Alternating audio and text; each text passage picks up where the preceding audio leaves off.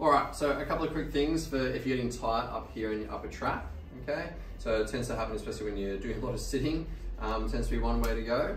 So firstly, you can do a bit of a stretch. That's just for symptomatic relief. You can also give a spiky ball or a trigger point release ball up in there as well, just up against the wall. I won't show you that today though, but that's just for symptom relief, and then also doing a bit of a stretch. So if you're going to do this side, you're going to sit on your hands. It's going to keep your shoulder down nice and low. And then you're going to look at your opposite armpit and then grab your head and bring it down. Now, while you're doing that, what you want to do is you want to just play around with the angle. So looking forwards and then back again. And at some point, you're going to find whatever is the tightest point for you that day. And it's at that point that you're going to hold the stretch for 30 to 45 seconds. And then you can relax and you can do it again. Main points are making sure that your shoulder stays down. If your shoulder comes up, the stretch goes away completely. So that's why you're sitting on your hands to remind you to keep your shoulder down, and make sure you start by looking at your other armpit and then bring it down gently.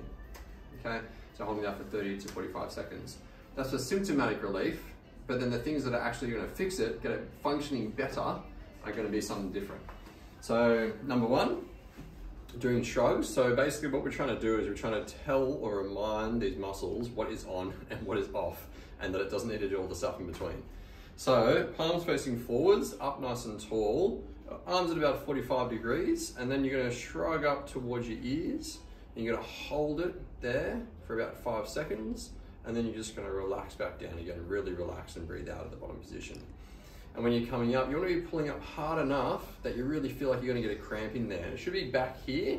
It shouldn't be up here. If you're doing that, if you're feeling it in the front, what's probably happening is that you're coming forwards and you're doing these ones, okay? So shoulders back and down, and then straight up and holding it. And it should be actually quite hard work. You should be shaking it a little bit. So 5-second holds, and your physio tell you how much they want you to do of that and how frequently they want you to do that as well, okay? Then, a progression after that, or before that, depending on what your physio says, is going to be doing some shoulder blade work. So essentially what we're doing here is we're trying to make sure that the shoulder blade, which is intimately connected to that upper trap muscle, is working, and all the muscles around it are working well and efficiently, rather than just working this muscle all the time. So you can start off by doing what we call eyes. So palms up, elbows straight, and you're just lifting your hands up and just bringing your shoulders right off the floor. So you really want to bring your shoulders all the way off the floor, pulling them down and back. And then the progression from that is going to be T's, so same position, thinking about taking your shoulder blades high, like you're trying to pinch your shoulder blades together, and then holds here, and then the progression from that is typically Y's. So they're just a couple of simple progressions to do. They're the I's, T's and Y's. You've got the stretch and you've got the shrugs. Just remember that the stretching and doing massage and things like that, that's usually good for some symptomatic relief, but it's usually the strengthening and making sure that the whole shoulder complex and shoulder blade is working well that is usually going to stop it from keep coming back.